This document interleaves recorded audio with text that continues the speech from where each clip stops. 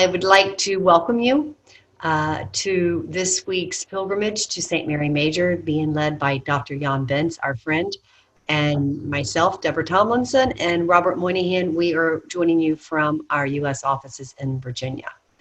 And without any further delay, Jan, I'd like to introduce you and have you take it from here. Sounds good. Well, welcome everybody, and thank you, Bob. Thank you, Deborah, for having us, and thank you, Father, for the rosary as well. It's really the perfect way to start with the rosary, because today we're going to visit the most important Roman church dedicated to Our Lady, to the Virgin Mary. So we have come to the closing to our 4 Basilica series. If you remembered, we started with St. Peter's Basilica. We visited St. Paul's outside the walls. That was quite a way out of the city walls. And then we came back into the city walls to visit the oldest church, the Lateran, last week, if you remember. And so this week, we're going to visit the last of the 4 major papal basilicas, which is called Saint Mary Major. In Italian, it's Santa Maria Maggiore, right? Saint Mary the Greater, or the Major Basilica. So we're traveling to Rome.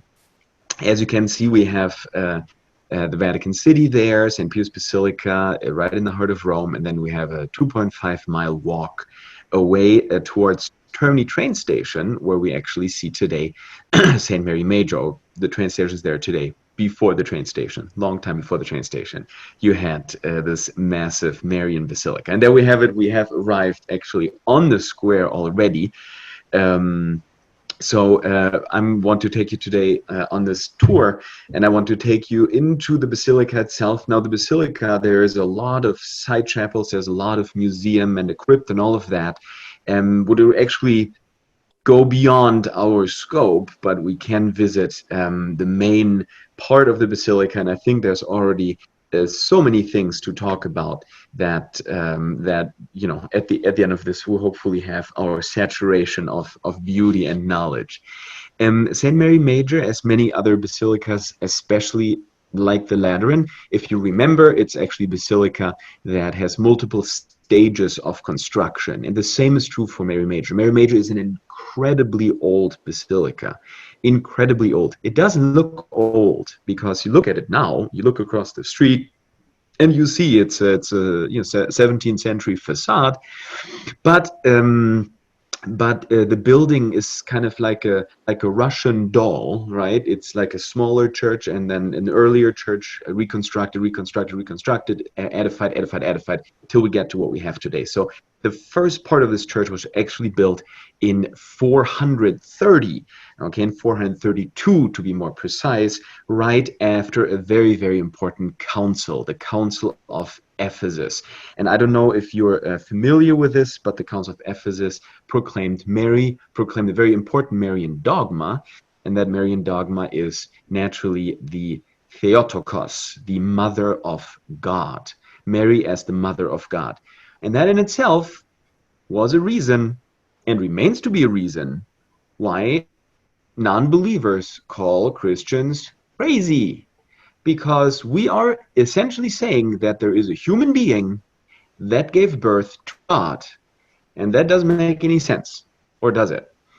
So I always like to point out that this is a very complicated, well, it's not a very complicated, it's a very complicated theological issue, but it's a very easy to understand human issue. If Jesus Christ is really God, okay, if he's not just a nice guy, if he's not just a nice, peace-preaching son of a carpenter, but if he's actually the incarnate Son of God, then whoever gave birth to him gave birth to God. And that's Mary. Now, obviously, we know that Mary was immaculately conceived, which is a dogma that has relatively recently be pronounced, as you know, but the first dogma that really deals with Mary was the Theotokos, the Mother of God. And for that, so as a recording or as a memory for that, this church, the major Marian church in Rome, was constructed. So we today think that it is, we know it's fundamentally agreed upon that it is Pope Celestine I that constructed it, and not Pope Sixtus III, but you will see both of those names basically all over the early church parts. Celestine and Sixtus, because Sixtus was the one that inaugurated it, but it was actually Pope Celestine that started constructing. So it's a little bit complicated. Where is the church? The church is on the Esquiline Hill, and I always point out the church when I explain the 7 hills of Rome. So we're standing here, where we kind of go back here, take a couple of steps back away from the basilica, and we stand on the Palatine Hill, and from the Palatine Hill you can see the cityscape of Rome. And if you look south, you can see the Esquiline Hill, and it's actually a hill, even though it doesn't really look like a hill today.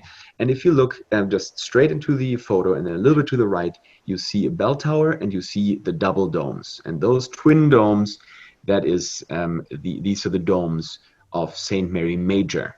In fact, the chapels that are roofed by these domes we will visit later. So there you can see the bell tower that you saw before. So it is quite high up, okay, in Rome. So it's on the Esquiline Hill, and so it is kind of this really central space, really central place in Rome itself.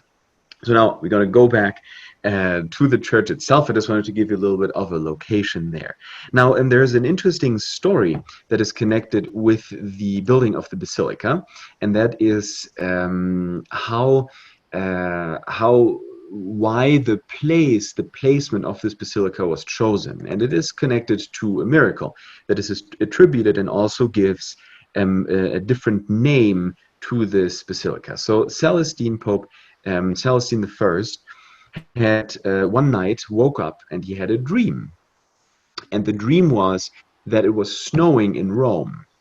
Okay, and so he was a little bit confused because, as you know, it doesn't really snow that often in Rome. It snowed while I was in Rome a couple of years ago, but that was like for the first time in 30 years. So if it snows in Rome, it's a big deal.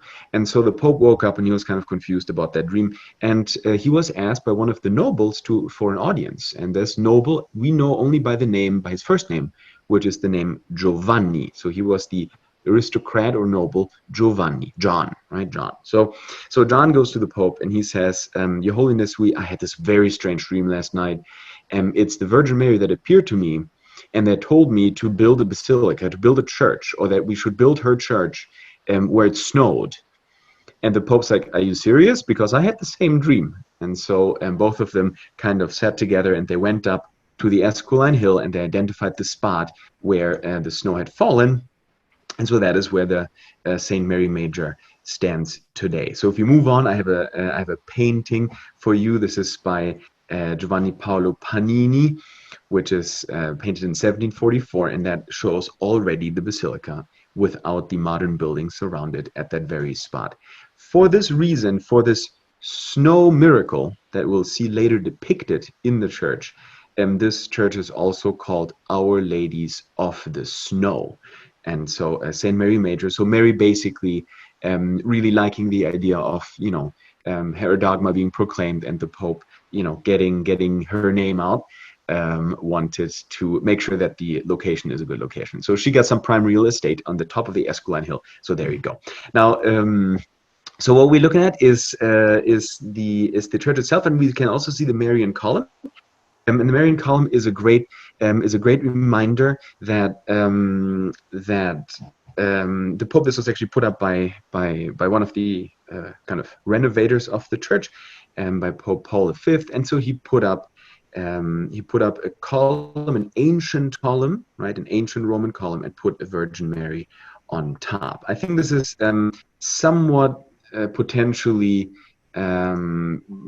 Was the kind of the initial idea of using antiquities to Christianize them. And you have multiple of these colonnades all over Rome. So you have, for example, ancient colonnades with the statue of Peter on it, or with a statue of Paul on it. And in this case, because it's the Marian Basilica, you have the Virgin Mary. So if you were to go to Rome 100, 200 years ago, 300 years ago, and you didn't have Google Maps, and you didn't have, you didn't even bring a map with you, you could follow the columns to know where you're going and, what's up in that region. So you would go to the column and you would see, okay, this is Mary, so where's the Marian Church? And bam, there it is. So you can find it quite easily. Anyways, now the facade, just as a last moment, the facade was finished, excuse me, by Benedict XIV, by Fernando Fuga, who was a quite famous architect of that time, and Benedict XIV did multiple of these kind of facelifting, architectural facelifting actions in Rome. So, and that's the beautiful facade that we can see today. And that's basically, when you look at the church there, what do you see? You see the palace around it, you see the facade, right? There's the kind of curved, very Baroque facade, and then you can see inside the facade, you can see the original front of the basilica, which has a Gothic window in it because it is medieval. And there we go. We have the three parts of this basilica: ancient, 4th century; medieval, 13th century; and Baroque, 17th century or 18th century. So those are the three Russian dolls that we're looking at today. All right, so I think we can move on, and we can look at a painting that I prepared for you. This is from the Vatican Museums, and I just wanted to show you. This is a depiction of the miracle of the snows itself. So if you go one further up, and there you can see the Pope, right? You can see the Pope kind of shoveling away snow, right? With everyone, obviously they're all dressed like they were going to mass any second now, and shoveling the snow, as if the Pope didn't have hiking gear to do this, and shoveling the snow that Mary had let fallen the night before. And so you see the Virgin Mary in heaven kind of overseeing it, and then you can see barely the basilica outline of the snow. So the white stuff that everyone is standing on looks like a basilica. It's rectangular and it has an apse at the end, right? This kind of semicircle. So that's just a depiction of the miracle of the snow. And so we are seeing today the Church of the Miracle of the Snow. Very good. So while moving on, I don't know, Deborah, you've been to Mary Major, right? I have, of course. Have you? What's your impression of the church? What was your, like, in comparison to the other churches, or did you like it, or did you? What was your I love impression St. of it? Mary Major. St. Mary Major has a more intimate feel for me. Also, you walk up, and as you said, the 17th century facade, but when you walk in, as we see right now, when I saw this photo that you first shared with us, I said, I've never seen St. Mary Major look like this, because St. Mary Major is a church in Rome that the locals go to. I mean, there's always masses going on. Of course, St. Paul outside the wall as well, but St. Mary Major, there just seems to be such a community around this particular church. But the beauty of this church, the mosaics, it's just so much to see, so many layers as in all of them. Yes, indeed. No, it's a good point, and you're quite right. You will actually never see the church like we're allowed to see it now, in this image, which is empty. There's always someone there. There's always someone praying. There's people going to the train station, or people coming from the train station, or just locals, like, older ladies, or people who just went shopping and just want to drop by, or people who need to get to work and have a lunch break and have a coffee and do a visit. You're right. There's always someone there, and it's actually a church it's very easy to go into, very little security, and you just kind of pop in, make a visit and go out. So good point. That's a good. You spoke about the different eras of the architecture in the church, and I believe it's St. Mary Major that if we were to turn around and look towards the entrance, the window that is above. That you pointed out on the outside, that's a new addition. The if I remember correctly, the art in that window is just from in the last century. Yes. And it's quite controversial. It's unfortunately more complicated than that, because the outside window I pointed out is from the 13th century, so it's medieval. It's the Rosetta, but then the inside stained glass, as you correctly said, is a modern edition. So that was added in somewhere in the 70s. I'm not exactly sure about the year, 1970s. And so it's a little bit of a stylized Mary. It's blue, so it's with the traditional blue color of Mary, but then the Virgin is kind of patched up by like geometrical figures. Very geometrical. You can recognize her with baby in arm, but it's just controversial because it's very modern. But again, I guess it gives a modern touch. Well, as the a canon of the continuity. Basilica explained to us, he said, this is not a museum, it's a living, breathing building. We must continue to allow art to come into the building. It just doesn't stop, especially in Rome. Yes, indeed. You know, Exactly. So, could I make one remark? of course. As I look at this, I remember the very first time I stepped into this basilica, probably more than 30 years ago. And look at it. It's so harmonious. It's absolutely splendid. It's got the beautiful columns, the beautiful gold, and then it all focuses there on the beautiful mosaics in the back. It's a beautiful cosmotesque floor. It's a great edifice built to be harmonious and to honor the Virgin Mary. And I was reflecting on this Council of Ephesus that you mentioned, and this is mysterious and awesome, this doctrine of Mary, the reality of Mary, the one who said, "Let it be done unto me," and the second Eve, the person through whom the Savior came into the world. Awesome story. I must mention that the Muslims, the Islamic religion, has a great reverence for Mary, and I often feel this is a connection between us. They believe Mary was a virgin, and in a way, in the West, we, our post-Christian, scientific, skeptical path that we've taken for a couple hundred years, we've lost this faith. It's sort of slipped away from us. This church reminds us of that, and Dr. Bentz, I appreciate you very, very much for taking us here. Thanks. It's actually you're talking about two things, which is the cosmotesque floor and Muslims, which I want to bring up. So it's a perfect connection. So thank you for that. That was not part of the script, but I want to make another. I had a priest once told me, and I thought this was very good. When we talk about Mary being a virgin and a mother, he used the example of Jesus entering the room of the Last Supper after the crucifixion, where all of the apostles, all the disciples were gathered in fear, right? Like, our master is dead now, what are we going to do? And he comes through the closed door. And he said that is exactly the way how he was born. And it's not impossible for Jesus to do that. So I thought that was a good image. Anyways, it remained with me. But you nailed the nail on the head, Bob, because yes, indeed, this floor is fantastic. And additionally, these columns are fantastic. And this is the first part. If you look at this main hall, you can even see that the basilica almost seems like it's parted in two, right? You have a heaven part, which is all gold and white, and we've learned this in the previous two. Gold and white indeed represents heaven. It's all golden and it's beautiful and it's lots of images.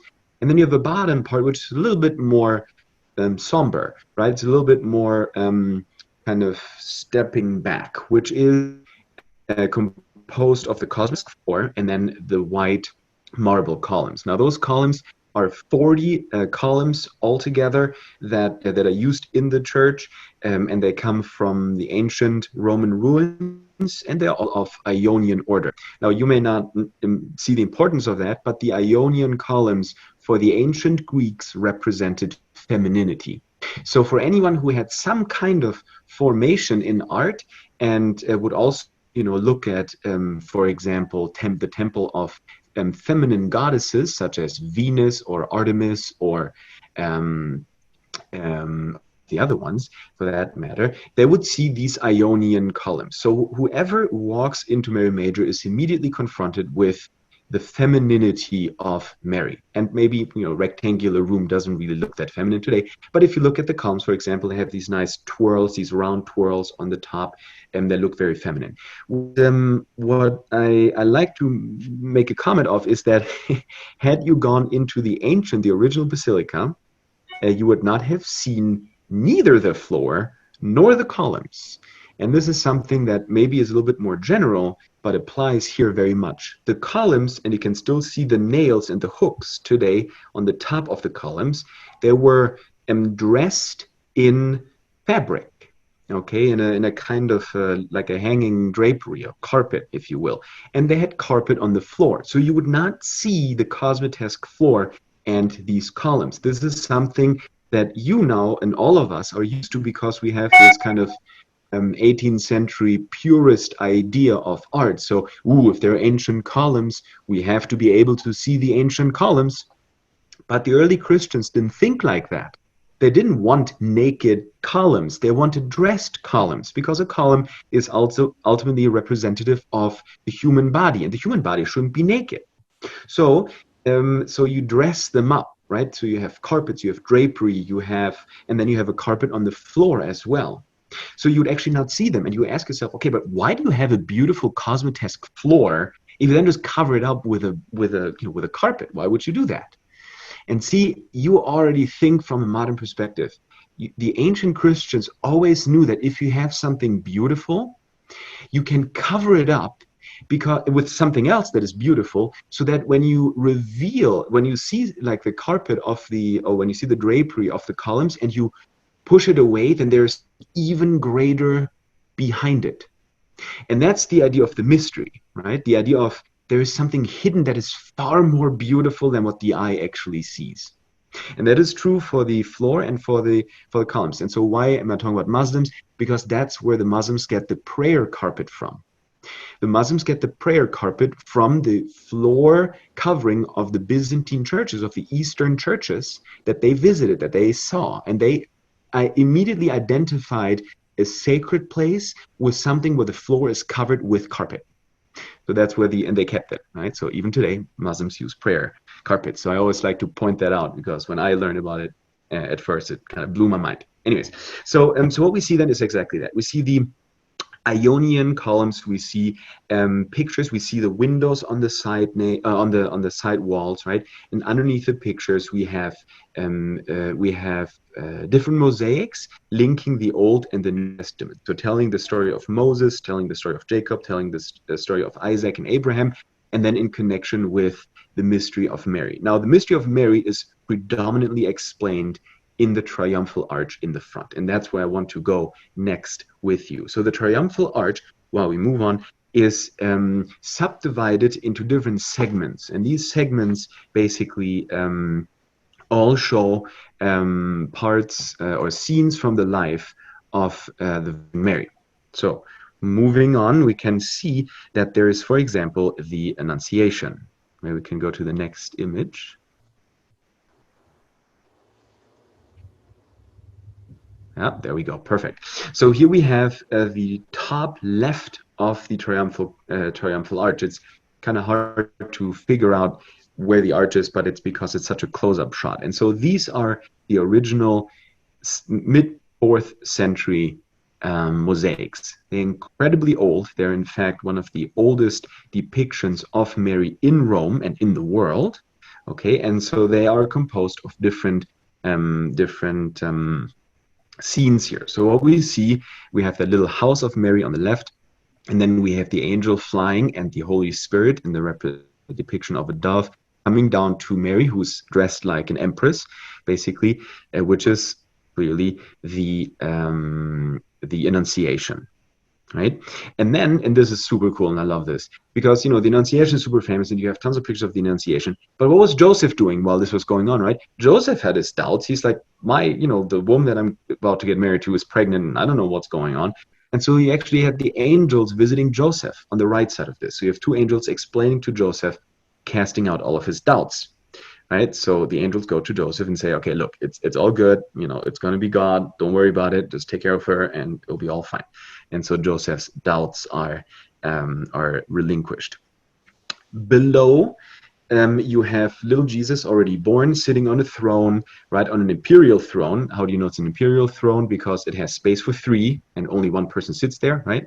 Like the Chinese emperor still did till they abolished that. And you have Mary next to him, and then you have the 3 Magi. The 3 Magi kind of look like court jesters. That's why it's a little bit weird for us to identify them, but they are, they are indeed the Magi visiting Jesus now that is already enthroned as God. And obviously above this baby you have the star of Bethlehem. And in fact, the three Magi, the one on the left, there's one on the left and two on the right. The one on the left with the blue pants, right, with really fancy buttons. I would honestly like to see someone today wearing those pants. But pointing at the star and pointing out, look, that's how we found you, right? And me personally, I don't know about you, Bob or Deb, but I personally love the scene with the Magi, because the Magi visiting Jesus is the pagan world finding through pagan means, right? Through astrology, finding the Son of God. And I love that. So if you're righteous pagan, if you're actually following the logic of the world, the logic of your kind of wonky astrology, if you're just sincere and logical and rational about it, you will actually find Jesus Christ, because the world has a logic, because it's created by him. So there is no astrology that does not lead to ultimately the Christian God. Okay? There is no paganism, if you will. There is only nature that points at God, and you just need to follow it logically. And the three Magi are the representatives of those who have. Right? They followed their star science and all of that, their astrology, and then they went and found Jesus Christ. So I personally love the story of the Magi. So, John, what is the house or the houses behind on the left? On the right behind the two Magi? What would that be representing? Yes, so that would be Jerusalem, which is repeated underneath. So if we go to the next image, all of these images are so splendid. Can we go back just for 1 second? Now that dove, yes, it looks almost like an eagle swooping down, and it reminds me of the description of the creation of the world when the Spirit moved over the deep. And Mary is, in a sense, the new creation, the new universe, and into her womb is about to become present and incarnate the creator of all things, the Logos, the reason, the meaning of all things. This is a repetition of the creation of the world. And the world is condensed and made real in Jesus through Mary, in being his mother. And again, the Arians were the great heretics of the 300s, 300 years after Jesus. And they fought through the whole 300s. And the Arians were quite reasonable. They said, we can't have this God being born from a woman. We'll say he was a very, very, very good man, a great prophet.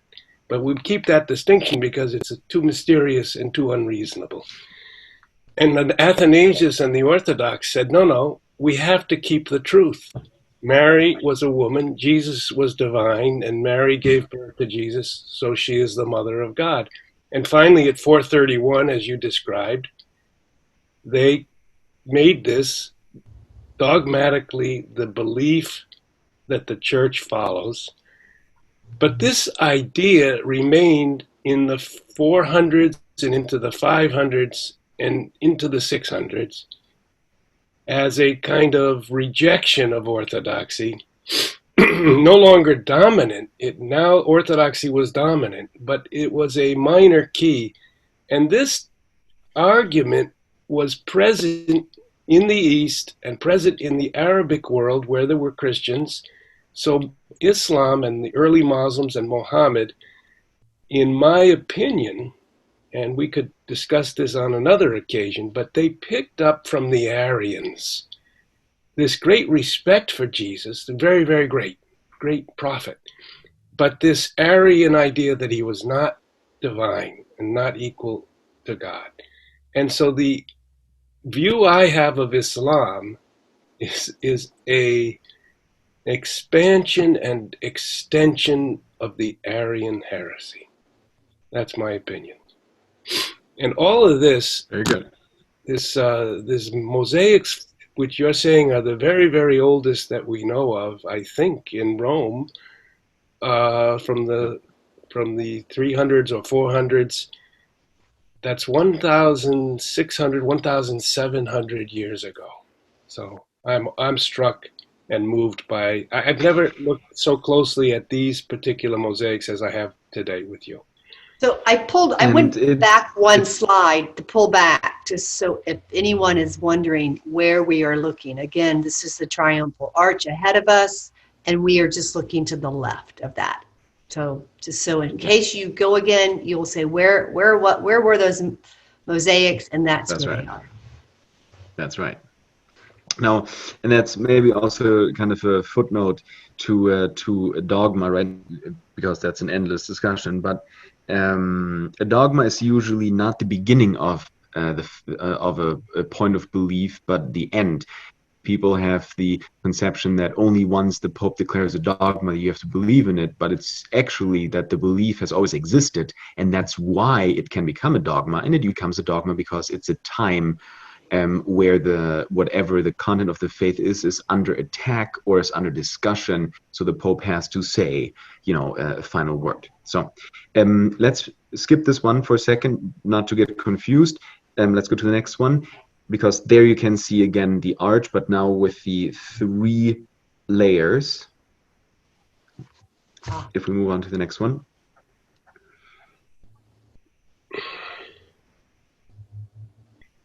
Thank you.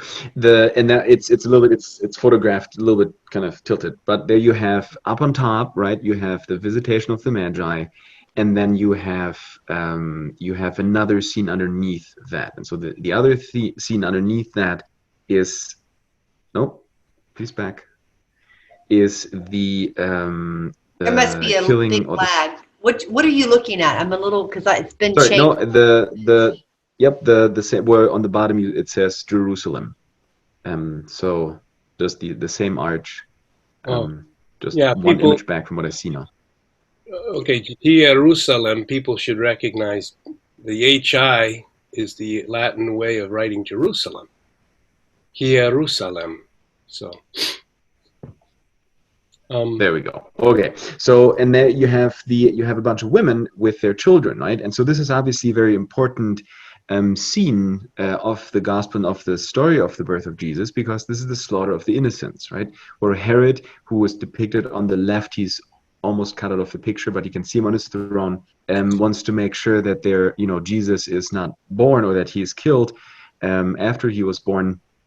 And you can see the soldiers, kind of taking the children from their mothers and killing them. And then underneath that is the one of the 2 important cities for the story of Mary, which is in this case Jerusalem, as Bob pointed out correctly. So Jerusalem. The other city that's obviously central to the story is Bethlehem, which you can see on the other side. So let's go to the next slide, which is actually taken not from the arch, but from one of the side panels. And there you can see again the presentation.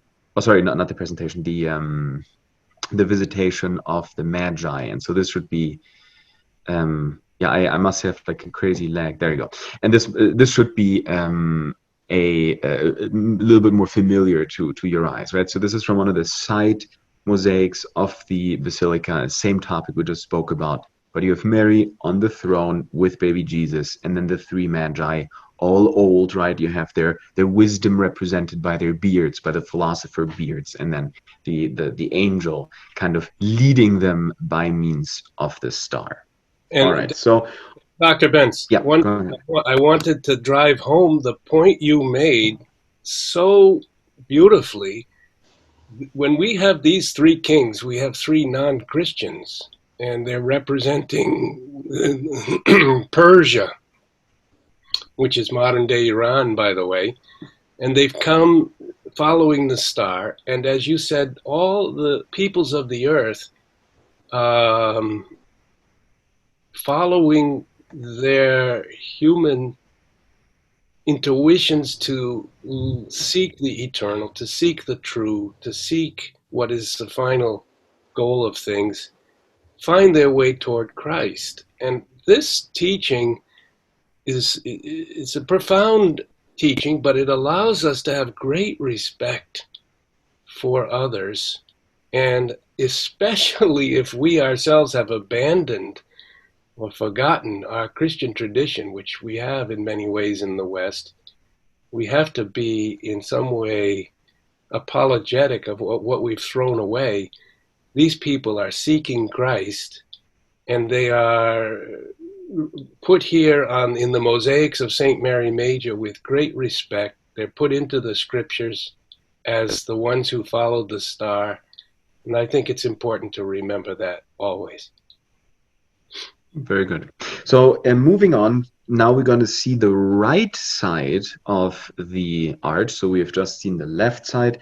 Now we're going to look at the right side of the arch. And also there we can see some very important scenes that that tell us the story of Mary and of Jesus. So, and you can see there's the center, right? In the center you have the imperial throne of Jesus himself. And then on the upper tier, okay, you see the presentation. You see Mary with Jesus on her arm in like this kind of colonnaded pathway. That is a presentation in the temple. And then on the right side, on the far right side, you have a little house again. And this time you see Joseph again, but sleeping. And an angel coming to visit him, telling him, you must flee from this slaughter of the innocents. You must flee to Egypt. And so the flight to Egypt is obviously also a very central story, right? So they were fleeing to Egypt to escape Herod. So down below the second tier underneath is then exactly that flight to Egypt. More specifically, you see a gentleman in blue, that is Aphrodisias, and Aphrodisias receives Christ who enters Egypt. So the city behind Aphrodisias is Egypt, and then you have baby Jesus with Mary and Joseph going into the city. The reason for all of that, again, is Herod. So underneath that, on the third tier, you have Herodes, right? You can see his name on the right side. He has a blue cape on and sitting down. So this is Herod talking to the three Magi, who again look like court jesters, right? You have the three Magi now that go to Herod, and he asks them where this baby is. And then obviously he orders the slaughter of the innocents, which is the mirror opposite on the other side of the arch. And then down below that, you see the second most important city, and it has a name on it, which is Bethlehem. In fact, you have the sheep, right? The faithful coming towards Bethlehem and kind of looking up to that city where their Savior is born. So you have Bethlehem in Jerusalem, we have Herod, we have the flight to Egypt, we have Joseph's dream, we have presentation. On the other side, we have the Annunciation, we have the three Magi, we have the slaughter of the innocents, and we have in the middle, basically, the apocalyptic throne, which it says the name there, Sistus, which you cannot see, it's cut off here, Episcopus Plebi Dei. So Sixtus, the Pope, right, the bishop of the people of God. So that leads us back, and this is something that's very interesting, is that the beginning is always tied to the end, right? The Alpha is always tied to the Omega. So the beginning, the birth of Jesus, the first years of Jesus, are immediately connected to the apocalyptic throne. So the beginning of Jesus, and then how Jesus at the end of all times assumes the throne of the apocalypse. So beginning and end, Alpha and Omega, and obviously Jesus is outside of it, kind of embracing time and embracing eternity. So much for this arch. The Triumphal Arch is fantastic, and you've seen this already. You've seen this in the Lateran, you've seen this in St. Paul's Outside the Walls, and now you've seen it in Mary Major, this Triumphal Arch that leads or allows us the entrance into the Holy of Holies, right? So the segment of the church where the main altar is and the main apsis is such an important pathway. So always remember to look at the Triumphal Arch whenever you're in any church, really, if it's built in a basilica style.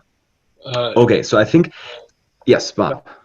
Dr. Bentz, we saw earlier, I think, the presentation of Jesus in the temple. Can we just talk about it for one moment? I have Sure. No, this is the Magi. Yes. Okay.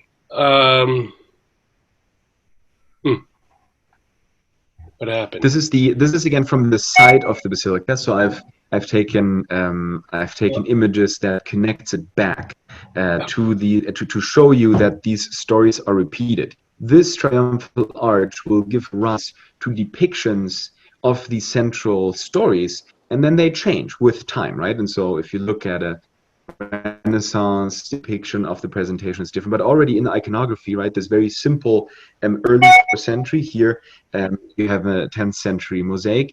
It's the same story, it's just a little bit different, right? A little bit more maybe condensed and to the point. So this is again from one of the side walls of Mary Major. So go ahead. Well, my father, who had spent some time in the minor seminary in the 1940s, out in St. Bonaventure in New York State, used to speak Latin phrases to me when I was a little boy, and I think I was affected by that. And he would, sometimes I would come and say, Dad, have you gotten my baseball glove or something? And he would say, yes, here's what you were waiting for, what I've got for you. And then he would say, nunc dimittis. But he was being funny. He was saying, now you may dismiss me. My son, you may dismiss me.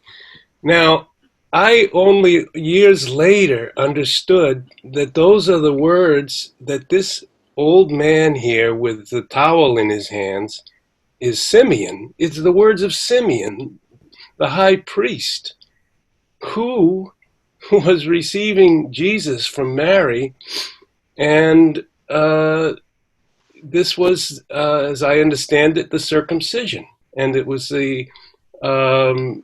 the acceptance of Jesus into the Jewish people, and which we carry on in our spiritual circumcision, baptism. So this is the presentation of Jesus in the temple as a child of Israel to the high priest by the Virgin Mary. And Simeon is an old man, and he's been waiting for Jesus to come all his life. And he says then a prayer. He says, God, nunc dimittis, now you may dismiss me, your servant, for my eyes, after a lifetime of waiting, my eyes have seen the salvation of Israel, the people, the Lord. And so I always love this moment, and it reminds me of my own father, who, in many ways, he was a great man, a good man, and great to his kids. And you're a father now too, Jan, of your Leonardo. Right. And he's currently napping. So this mixture of expectation, lifelong expectation, all of us spend a lifetime waiting for our encounter with the Lord, and we know that it will come. And that's what that scene means to me. So I love that scene. Thanks for bringing it in today. Of course. So if we move on, we go to the to kind of the middle part, to what's below the triumphal apsis. So we're going to go through the arch, and we're going to see a very important scene, and I want to point that out, which is basically to the foot of that gigantic apsis mosaic, which I'll speak about next. It's the next image yet, and you can see the Dormition of Mary. So Mary's death, if you will. And there is a very interesting and unresolved theological question, and this is something cool, right? Because most of the theological questions, I would say, are resolved. There's just about 3 that are unresolved, at least not you have multiple opinions, but there's no definitive answer. And one of those, which may indeed in the future become a dogma, is the Dormition of Mary, which means that Mary did not actually die. And so the theological currents that that are arguing against one another basically say that Mary that Mary was immaculately conceived, therefore her flesh is unblemished from sin, which we all believe in as Catholics. But death is an effect of sin. So if Mary is completely sinless, then she wouldn't have to suffer death. And I like this particular depiction being also so old that that we're not really sure if Mary is actually dying or if she's just sleeping. And she does look not super deaf to me. I mean, the apostles around it, they're all crying, obviously. They have all gathered to mourn and to weep. But at the same time, right when she is kind of folding her arms or folding her hands across her chest and laying her head down, Jesus already receives her in heaven. And it's a beautiful image of the Son receiving the Mother, right? You have Mary now all in white, right? All in white, kind of sanctified with her glorious body in heaven, and Jesus taking his mother in his arms, and she is kind of nestling to his chest, to her Son, effectively, right? Who is God. So but I love this, and so this mosaic is called the Death of Mary. I would prefer to call it the Dormition of Mary. But again, if she really died or not, you may still in your lifetime or beyond find out if the Pope decides to settle that question once and for all. So it's here, Eastern, the Dormition of Mary. And we also have three individuals below Mary. It seems that one, could it be St. Francis? I mean, what is the, yes. What year was this mosaic created? Yes, exactly. So we do have the Franciscans. They will meet us again in the big apse mosaic. But yes, these mosaics, so this one and the gigantic apsis one that we see in 1 second, were created just at the end of the 13th century, so 1295, by a very famous Franciscan mosaic artist whose name was Giacomo Torriti. You may have never heard of him, but he is quite a legend amongst mosaic artists. So Torriti obviously did not lack in putting in his own Franciscan brothers. So you can see St. Francis and St. Anthony of Padua also to the feet of Mary, because Franciscans are very Marian-oriented, obviously. And I honestly don't know who the third figure is. The one on the far left, I'm not sure. He looks like a Dominican to me, honestly. But yes, I couldn't tell you. Yeah, I just know that there is Francis and Anthony there, which we'll see again in just a moment. So if we move to the apse mosaic, there you can see again the glory of Mary. And so this is the coronation of the Virgin, as I said, laid by a Franciscan, is the kind of the glorious culmination of the story of Mary, right? Mary, whose very humble beginnings already get a first glorification by the Annunciation. Now finally she's crowned as the Queen of Heaven. And there's a couple of interesting things in here. Number one is that we are still dealing with the same heaven that we've seen in San Clemente, that we've seen in St. Paul's Outside the Walls, that we've seen and that you can see in so many other ancient churches, which is the Garden of Eden, but now transcendental, right? And shown as the kingdom of God, but still as a garden. So you have all of these kind of circular or kind of twirls of plants and animals that remind us, guys, we're still in, heaven as a garden. We still have that concept, right? All iconographers agree on this. Heaven is a garden, is the garden of God, is the garden of creation. So we are still here. And then we have, again, like we've seen in so many other depictions, we have our Saint All-Stars, right? So on the left, starting from the left, you have Saint Francis himself. Okay, then you have Saint Paul, you have Saint Peter, then you have a tiny Pope, that's Sixth III. Then on the other side, you have the cardinal that paid for this, whose name just escapes me. You have Saint John the Baptist. You have St. John the Evangelist, as we talked about last time, very young, no beard, very handsome. And then on the far right, mirroring St. Francis, very famous saint that you all know, St. Anthony of Padua. So Francis, Peter, Paul, the Pope, Cardinal, and then John, and Anthony. And then in the middle, you have the Mother of God. Now, I mentioned it briefly for those of you who have paid attention. I said Jesus sits on the imperial throne, which always has, space for three, but he always sits on he sits by himself. Okay, we have the same imperial throne here, but now Mary is sharing the throne. And again, this is like mind blown, okay, for a 13th century Christian. It's specifically important because, again, the Franciscans were the ones really pushing for Marian spirituality and for all of the graces and the exemplary nature of Mary. So Mary here, as Queen of Heaven, is really on the same throne than Jesus Christ. Like, that's crazy. She's not just sitting next to him. She is sitting next on the same pillow, which means they're kind of on the same level. Right? Now, obviously, Mary is not God, right? That we're all clear about. But Mary's powers, through like channeling her son's powers, are extremely crucial. And we'll see this again in the Last Judgment of Michelangelo, once you visit the Vatican, that Mary is really the mediator of all graces, right? Everything that comes from Jesus somehow goes through Mary. And it's because Jesus himself crowned Mary as a Queen of Heaven.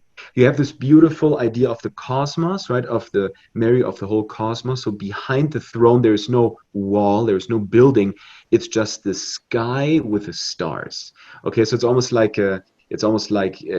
Mary is sitting in the universe, right? In the dark, against the backdrop of the dark universe, and then you have this the sun and the moon to the feet of Mary and Jesus as tiny planets underneath, right? So, and then obviously you have the angels around, as you always do, and also the river, right? The river of the Garden of Paradise, as well as animals, fish and swans and phoenix and all these kind of, an eagle and all of these birds that are very elementary for early Christian iconography, and we've already seen those in the catacombs, if you remember. All right.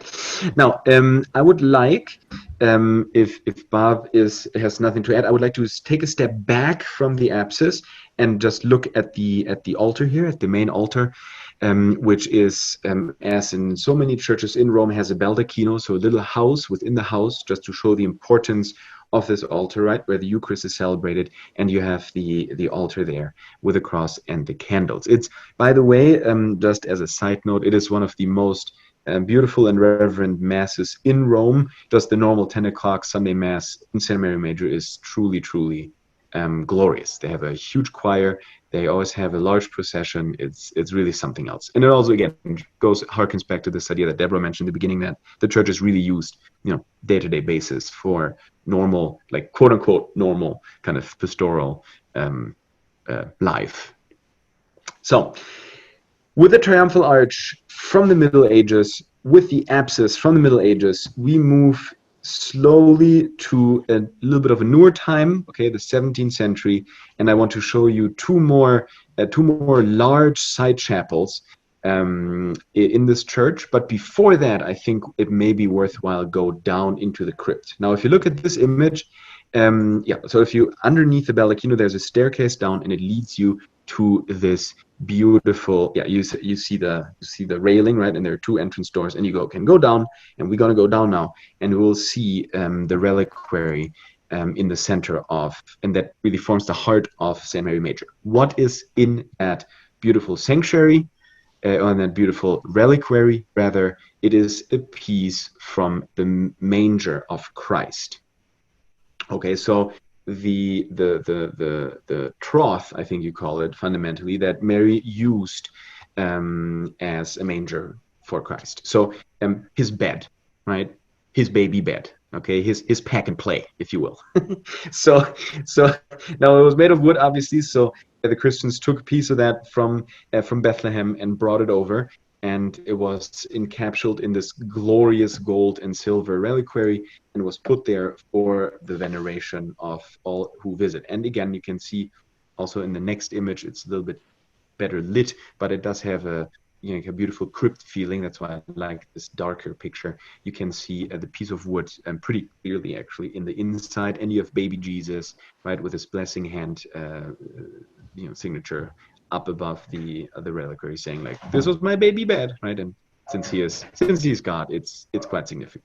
So Now, I'd like to add, Jan, that yeah.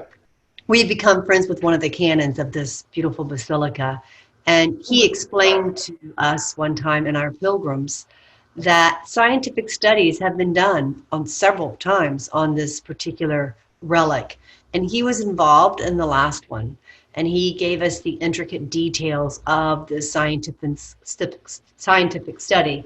But the bottom line is that it shows again and again that it is wood from that region of that time, and that it seems most likely that this is really a piece of the crypt of Christ.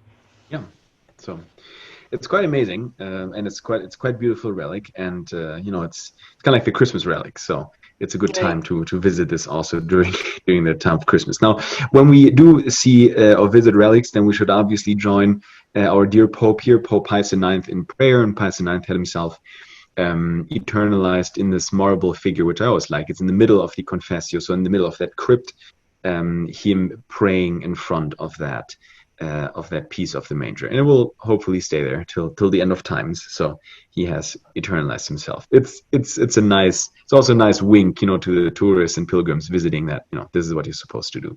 When you go up the stairs, leaving and visiting the two side chapels, that I want to show you, with a bunch of famous popes in them, you see something on the floor, and it is very, very hard to find. Actually, I couldn't find it for the longest time till someone showed me, and it is something that is worth pointing out, because what you're stepping on, fundamentally, what you're treading on, is the tomb of Gian Lorenzo Bernini, the famous Baroque architect. And you can see it here written in Latin, Johannes Laurentius Bernini. It's just his name, Gian Lorenzo Bernini. And then Detus ad artium et urbis hic humilite quiescit. So basically the one who brought the arts into the city, or the great arts into the city here, in all humility rests, right? And there you can see down below his family crest, Nobilis Familia Bernini, so the noble family of the Bernini, and he is right down there, right next to the Confessio, right next to the crypt entrance. It's quite amazing, considering that this is an artist who has made over dozens of papal tombs, which are full of statues and levels and friezes and stories to tell, and just amazing landscaping in Rome, amazing architecture, stuff that we look at today and we say, wow, we don't even have the means to do this stuff anymore, save the will. And you look at his tomb, and his tomb is really just a slab of marble on the floor that you literally step on. When you go out of the Confessio, when you come up from your prayer visit, you step on a stone. Okay, and so it's incredible. It's incredible, this kind of humility, and also him really realizing, I have left my work, I have left my testimony to the world. I can't do more, so I will just humbly rest here. Now, the reason and the why he is buried here is because one of his sons was actually a canon of St. Mary Major. And because he was a canon, he could get this very, very, very close spot to the crypt. Because, in fact, all of the popes that are buried in St. Mary Major are not as close as Bernini is to the main altar. So I like to point that out. It's also like Bernini to have saying, like, I have my contacts too, Your Holiness, and getting himself, buried really close to the altar. All right. Dr. We're turning left. We're Yes. Just so everyone, most people probably know this, but Bernini was the architect who designed the colonnade around the big front of St. Peter's Square, and that is the place where that man is buried. He also did some wonderful statues, and among them St. Teresa in ecstasy, the feeling that the Holy Spirit had transfixed her heart. And as Father Tony spoke of that with regard to Padre Pio in his talk yesterday. So this is the tomb, so unordained, so humble. hick who And really it's on the floor. It's like Jan says, it's hard to find. It took us a while. Everyone knows Bernini's in yeah, that's this the floor. Basilica. It took us a while to find out where it was, but you're usually standing on it when you're looking for it. That's a step right there above the crown. That's a step. Yeah. It's just Around the altar. yes, and on the right side of the altar. So So it's like a kneeler, isn't it, Jan? That's the kneeler around the altar, isn't it? It's a step. That's not for kneeling. It's literally just a step. Okay. It's just a step. So he really does rest humbly, and perhaps the greatest architect and sculptor of the Western tradition. This is where he's buried. It's very humbly. Yeah. So now talking about St. Peter's, this is a good lead-in because Pope Paul V Borghese, who very famously finished the facade of St. Peter's, and you can see his name right in the middle of St. Peter's. And we've talked about this. I think Bob mentioned it during the pilgrimage that we did to St. Peter's. Also had his own chapel built in St. Mary Major, and as you can imagine, for a Borghese family member, it is quite splendiferous. So here you go. This is the Borghese or the Pauline Chapel, which is mirrored by the Sistine Chapel. We'll talk about this in a second. The Pauline Chapel has two important things in it, next to the fantastic work in marble, in gilding, in stone masonry work that we can marvel at here. One is the story of the snows, and you can see that it's a little bit hard to see, but on the top of that golden kind of temple front looking thing, right, there is a frieze in the middle with two groups of golden kind of gilded people, and that's the Pope raking in the snow, like the image that I showed you before, but here now you have it in the frieze above the icon of the Virgin Mary, the Pope kind of having a rake and visiting that snow where he's supposed to build the chapel. Now that is not so important. What is obviously super important, it's the most important thing in this whole chapel, and that's what this whole chapel is really built for, is that small, very humble icon. And that's right in the middle. It's hard to see from here, but when we move closer, you can join Pope Francis here in prayer, you can see it a little bit better. This is the Salus Populi Romani, so the helper of the Roman people, and it's one of the most beloved icons of the Virgin Mary in Rome. Okay, so it has a massive side chapel and a massive reliquary and a massive, beautiful Baroque framing, and there you can see is this very humble image that has been restored naturally. The colors are very fresh. Of the Salus Populi Romani. And this is very famous because this is the Marian image in front of which the Pope always prays before he leaves to a trip abroad or after he comes back. So since St. Mary Major is very close to the train station, it is very easy, the papal entourage, when they pick him up from the airport, from Fiumicino or from Ciampino, they'll drive him directly to Mary Major before he goes home, before he can get changed, before anything. He comes in here, he walks straight to this Marian icon, and he prays for protection, or he prays in thanksgiving for everything that has happened during the visit. And so during the beginning of the coronavirus outbreak, obviously also Pope Francis prayed in front of this icon, and the media headlines were a little bit silly. They said, Our Lady of the Corona pandemic, but I think in essence it is true that this would have been the best icon to go to, because this was the icon that was carried through the streets of Rome during the Black Death, when many people were dying on the street. So the Romans took out this icon out of its back then not so glorious frame and carried it through in a procession to ask for intercession and help of the Virgin Mary. So this whole massive kind of side chapel is really built for this tiny image, and I love that personally. I love that. It's like it's giving so much attention to such a small thing, but because it's really important. It's a really important image, and it has literally 1,000 years of history and prayer connected to it. So every pope somehow has a relation to it, and here again you can see Pope Francis praying probably before one of his trips abroad. It's rare to But be in this basilica and for there not to be a mass going on in this chapel.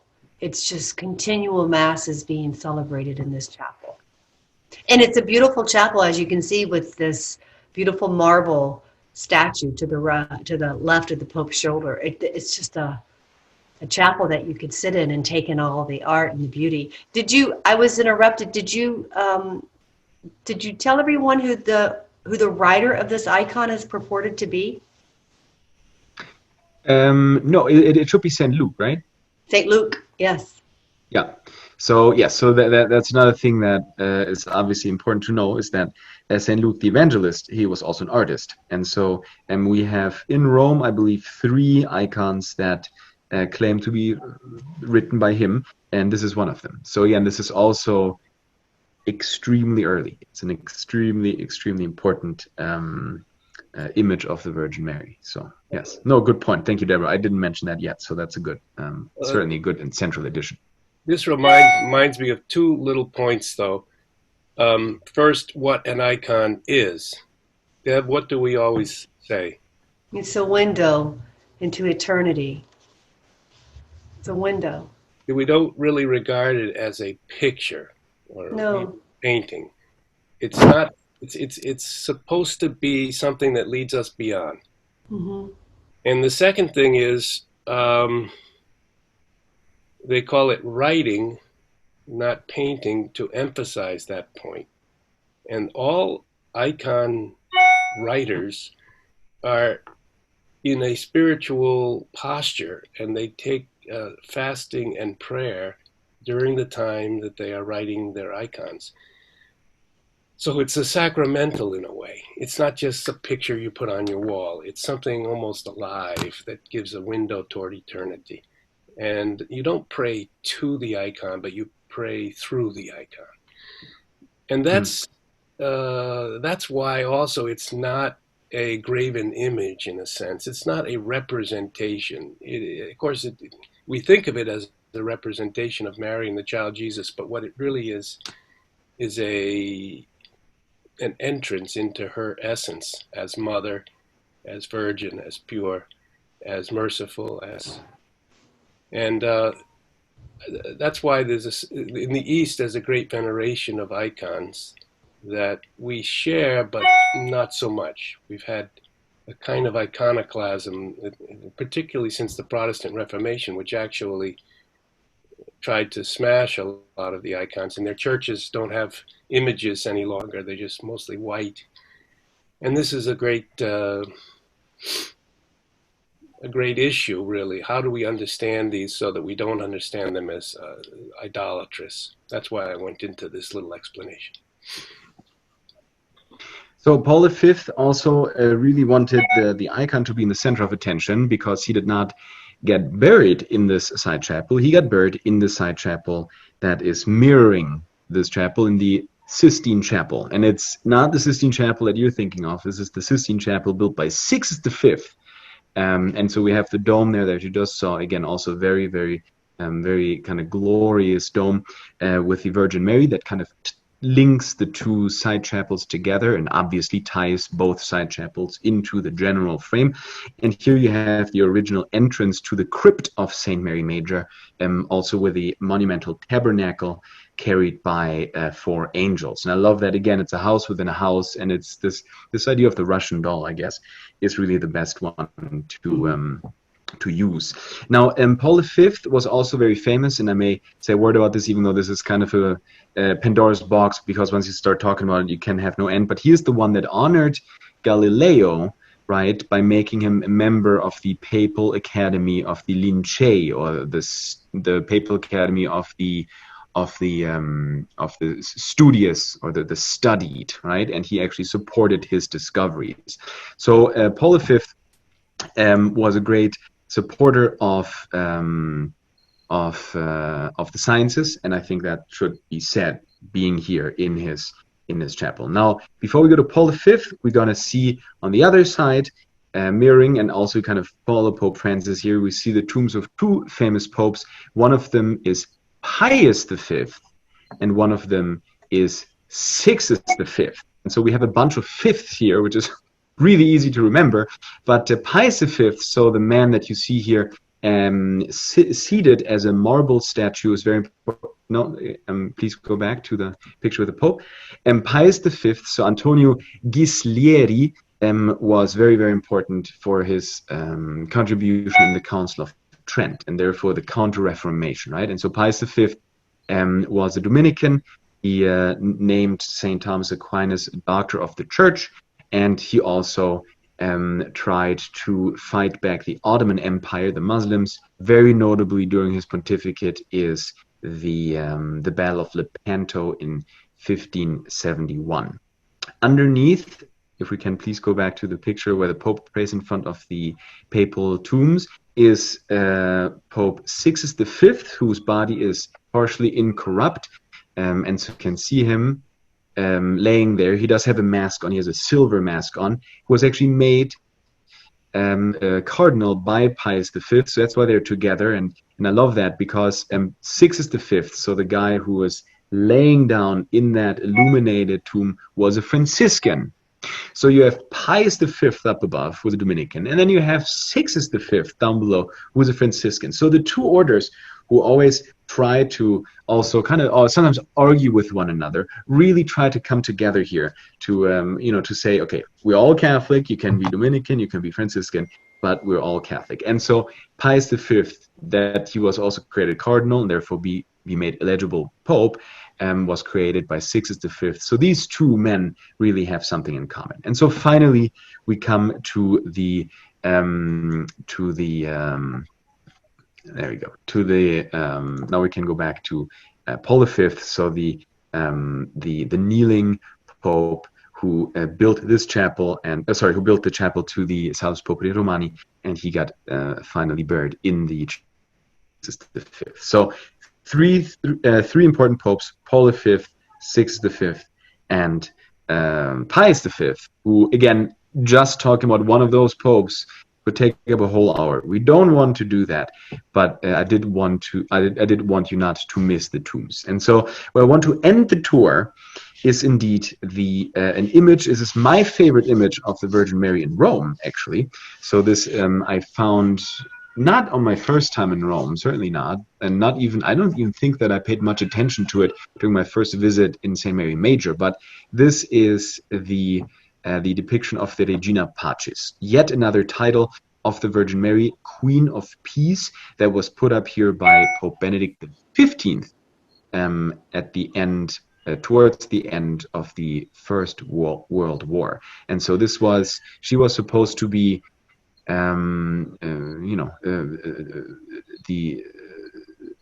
the person who held back, right, the onslaught of violence. So she's having this very powerful motion of pushing against all of the desolation and destruction of the war, and then her son in her arms is dropping this little leaf of this olive branch as a sign of peace.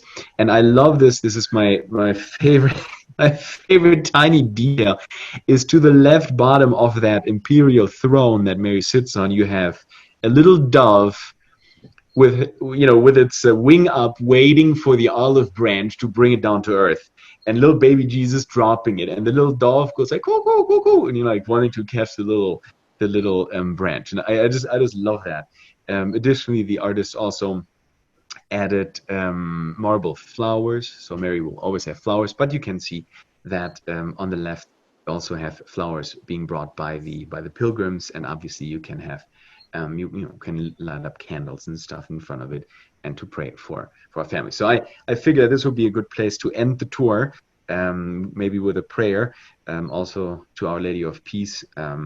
Bob, if you want to add something, obviously you're welcome to do that, and I can also I can remain for 5 minutes to answer questions if there shall be any. So thank you for your patience. We went a little bit over time, but there's a lot to see. I hope that I made it somewhat interesting. So shall we end with a Hail Mary before we take questions? Hail Mary, Certainly. full of grace, the Lord is with thee. Blessed art thou among women, and blessed is the fruit of thy womb, Jesus. Holy Mary, Mother of God, pray for us sinners, now and at the hour of our death. Amen. Our Lady, Queen of Peace, Pray for us. Pray for us.